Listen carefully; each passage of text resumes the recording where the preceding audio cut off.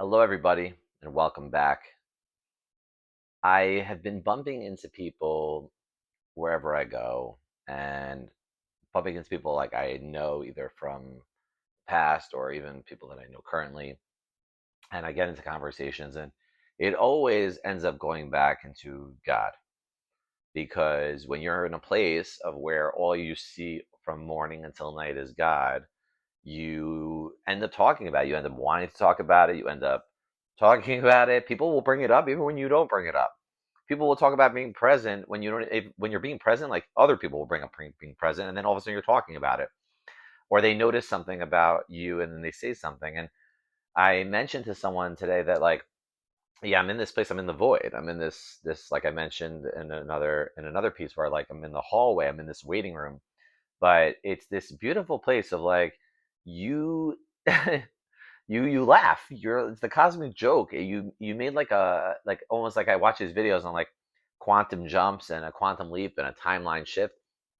Maybe I'll read this poem to you guys in a minute about that, a timeline, a shift that I feel like has happened.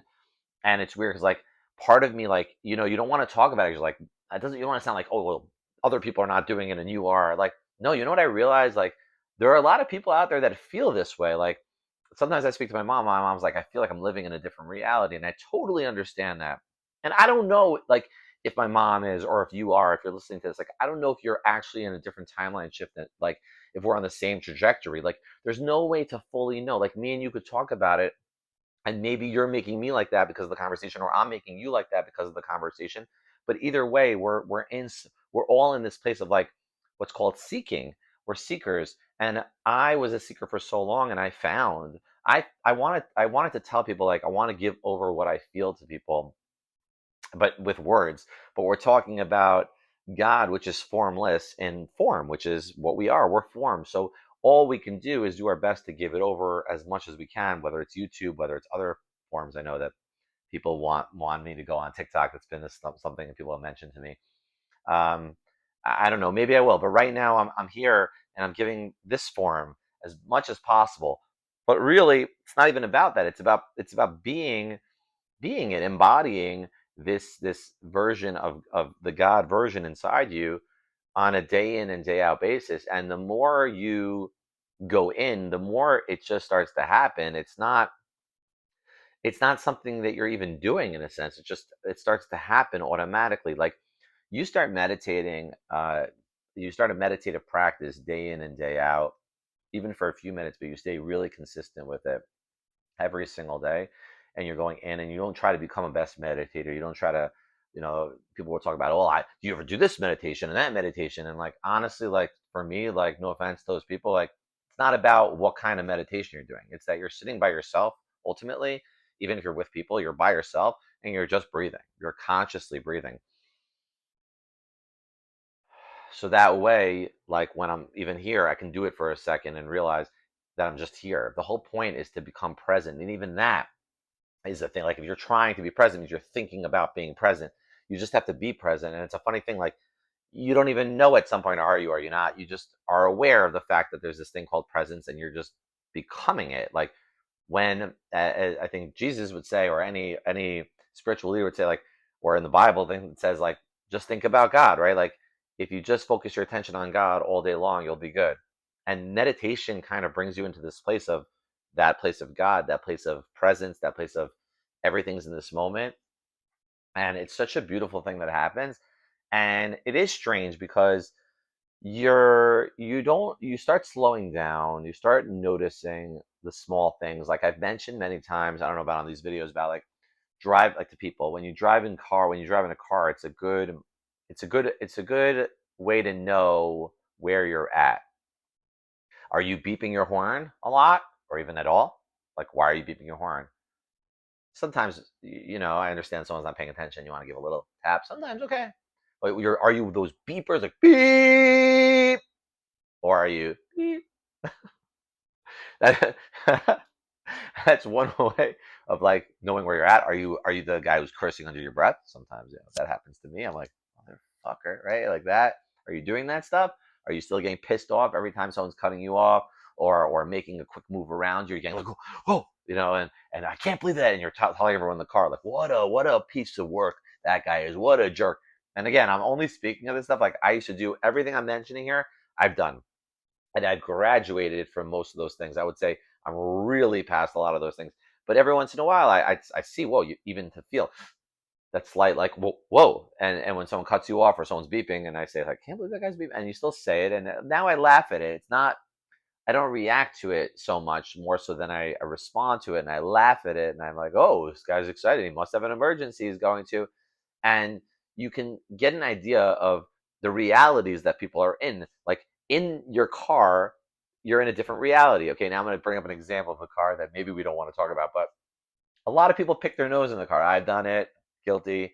A lot of people do. If you look over to this car, they're, going up in there and really going for a strong one, maybe even eating their boogers, which is fine. I'm not judging it. I'm not gonna say I haven't done it.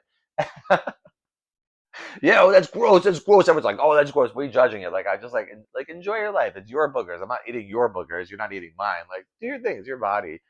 We do a lot of other things that could be called gross. But the point is, like, it's like your own sanctuary. You're in this place, but it really tells you where you're at. And I was a person who used to bite my nails for so long. Take a look at my nails. I'm really grateful. Wow, look at my nails. I used to bite my nails for so many years. About a year ago, I would say, maybe more, when I was on my spiritual journey, all of a sudden it was getting less and less, and I wasn't trying to really stop. Throughout my life, I wanted to stop, but during this spiritual journey, I wasn't really trying to stop. It kind of just happened because the more I was meditating, the more I was patient. I mentioned this, I think, in another video. I stopped doing it, and it's more about the private moments, right? Biting my nails, I didn't really do it in public so much. It was more private. Like, I was anxious and privately when no one was around. And the telltale sign of where you're at is really not when you're around other people; it's when you're by yourself. Like, I'm sober now, but, like, how would you know when you're in a private room? Like, nobody knows what you're doing. Maybe you're up to something. Like, it's not about other people at this point, right? Like, it becomes about, like, your inner sanctuary, like your inner space, and you actually start to enjoy your company the most. And I could talk to myself on a video screen, whether one person watches it or a zero or 100 people watch it, doesn't make a difference. The point is, I can share this and not feel that I'm hiding anything from myself anymore or from the world. There's nothing to hide. The inner world and the outer world starts to match. The analogy of the biting the nails, like, your worlds match, and even though your realities of other people's realities may be different, yours starts to align. You know what? I'm going to read this to you guys. Why not? It's called a timeline shift. So I'm going to read it. Here we go. A timeline shift, a quantum jump, a major change more than a bump. A tsunami or an earthquake, the ground beneath did shake. Flying in the sky, feeling so high, I'm sure you're wondering why. Because I took that risk, that leap of faith, into God's arms he did embrace. Isolated and hidden for so long, kept on singing the same old song. When will people see the changes in me? When will they forget my history? It's just about aligning to God's design, uncovering you right on time. A flood may come, water pouring in. Ultimately, it's so you can win. Healing you from the inside. That's when you won't be able to hide. The light will shine on your face. Just remember that's God's grace. Abundance will come crashing down. Then you will wear God's crown. So enjoy this moment as things are still. Pretty soon you won't have to fill. A you know what starts to happen in this shift when you start to go in this place is that there's this boredom factor where you realize, like, when you start to realize you really don't have to do, like, all the greats would say, like, sit like a tree, live in the mystery. That's literally all you have to be, is be like a tree. The tree just sits all day and it's going to grow regardless of anything. The rain's going to come, it's going to come, it's going to start going, it's going to get stronger and rise up, and it's not battling anything. Like, it flows, like the branches will flow with the wind, it flows with the times, it flows with what's happening.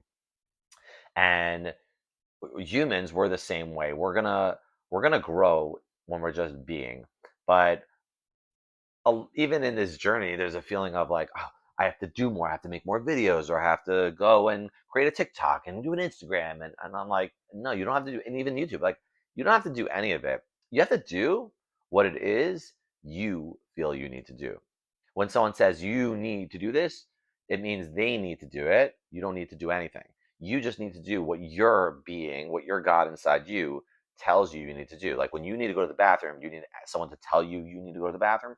You know you need to go to the bathroom. When you're hungry, no one needs to tell you you're hungry. It's funny when we're little. I have kids, so my kids aren't little anymore. But when they were little, and even now, sometimes I'll be like, "Are you hungry?" Right? Like we're asking them, like meaning, "Are you hungry?" And but when they're really little, we don't even ask them if we're hungry. We just set it up like breakfast. We give them breakfast, lunch. We give them lunch, dinner. We give them dinner. Dinner time. It's lunchtime. It's breakfast. But and they say, "I'm not hungry. I'm not hungry," and they run around. You're like, "No, please, you have to eat. You have to eat." And I remember when my kids were younger, I was forcing them to eat. Or growing up in a Jewish home, like food is a big one. Like you have to eat. You didn't eat enough. You're gonna be hungry. And it's like we don't trust that the kid could tell us when they're hungry. And the reality is that we actually know from a very, very young age those natural things: bathroom, food when we're tired, right? We know when we go to, we know when we're tired, we need sleep. We know when we're hungry, we need to eat. Maybe people have told us how to do those things, and then they become difficult for us later in life. If we're told every single thing to do, then all of a sudden we don't know how to do things on our own. But really, if we trust ourselves, it's all gonna work its way out. And your reality starts to go back, like it's almost like each person's reality is their own unique perspective on life, like their own world is their own world. And it's just hard to explain each, like it's like me explaining my life to you, but your life, you're living in your world and I'm living in my world, and everyone's living in their own worlds. It's like literally there's a million billion worlds going on all at one time, because it really is everyone. You've had those conversations with friends like, "Oh, don't you feel like like life is like a movie?" It is. Each person is the director of their own movie, and we're all having our own movies being played out at the exact same time. Different things are happening, and you could become the main character in the movie. You are your main character. And then sometimes you're not. When you're helping others, they could become the main character, and you're helping them learn to shift into their main character role, into their directorship role, and giving them that power to empower them to take it over. Now, of course, some people don't want it, and when you start to help them understand that, they like literally don't want, and they push you away. And your job is not to force them into that role. Your job is to say, "Okay, hear you. You do what you got to do. Keep on going with what you're doing." And I kind of try to tell people, don't do like listen to this video and be like, "Oh, I have to now live differently." No, you have to just listen to your inner self. You already know what you need to do. No one needs to tell you. I don't need to tell you. You already know. If you're here, you're already growing. If you listen to a bunch of my videos, you probably for sure already at this point are like really on your growth pattern. Um, I listen to people who talk in this way. I listen to a lot of tarot card readers who read cards, and they talk about being on a certain journey, and they're very positive, and they talk about things that you can go. And now they always say to have discernment. I have discernment that I don't always, certain messages I'm like, nope, not for me. And they know it's not for me, and they tell you. And this message is the same way. Some messages are just not for you, or that doesn't hit you in a certain way, and that's okay. And sometimes I listen to a person. It might not be every single video I could listen to. Maybe I listen to a few of them, and I listen to a few of somebody else. And you have to know what works for you. Your reality is your reality, and you get to decide how you want to live your reality. And I hope your reality is going well. I hope you're in a positive, loving space. That's the best place to be, I think. Gratitude and love. And I hope this helped in some way. Have a great rest of the day. Thank you for listening.